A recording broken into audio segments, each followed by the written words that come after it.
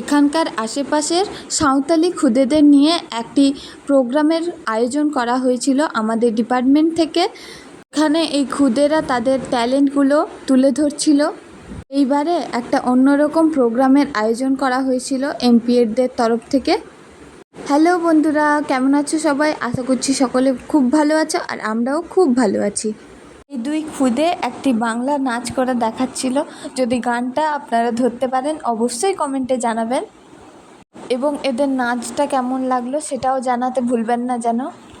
এবং তৃতীয় দিনের প্রোগ্রামে একটি নতুন গোষ্ঠীর কথা জানতে পারলাম, যেটা হচ্ছে রাইবেসের গোষ্ঠী, যেটা এনসিসি এবং এনএসএসের মতো একটি গোষ্ঠী, যেখানে ফিজিক্যাল ফিটনেস এবং সমাজসেবামূলক কাজকর্মগুলি করা হয়ে থাকে।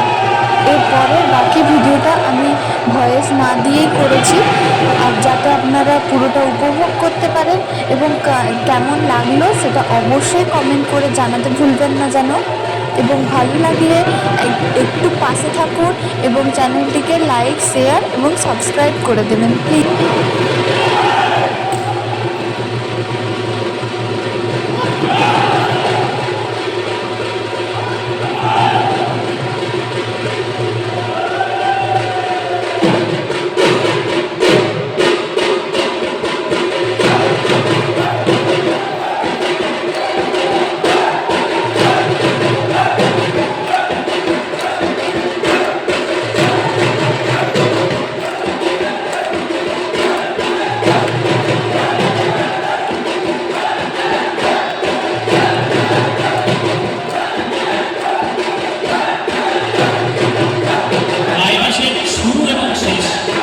নৃত্য হয়েছে কেন?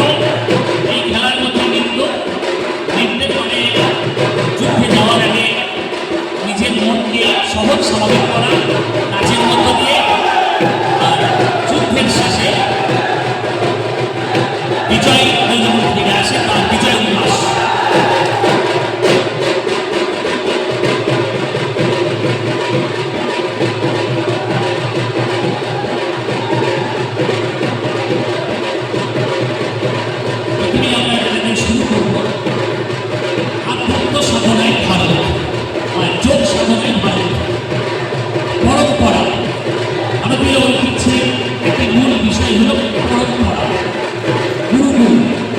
গুরুকুল পরম্পরার প্রতি শ্রদ্ধা জ্ঞাপন করে এখানে আসতে মাত্র এক ঋষি।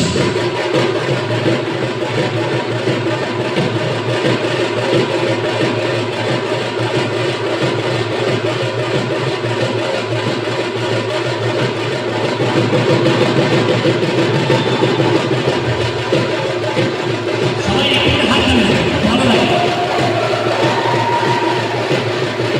চোখ তথা আধ্যাত্ম সাধনায় ভালো।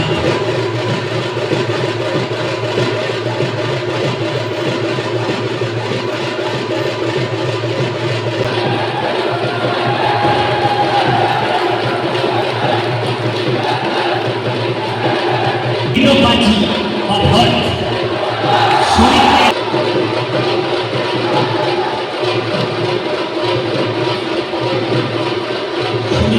রক্ত সঞ্চালন, স্নায়ু উত্তেজনা সবকিছুই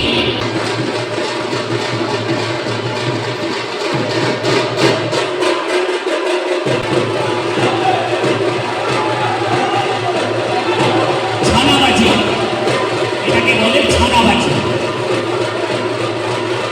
এটাও যুদ্ধের একটি কৌশল।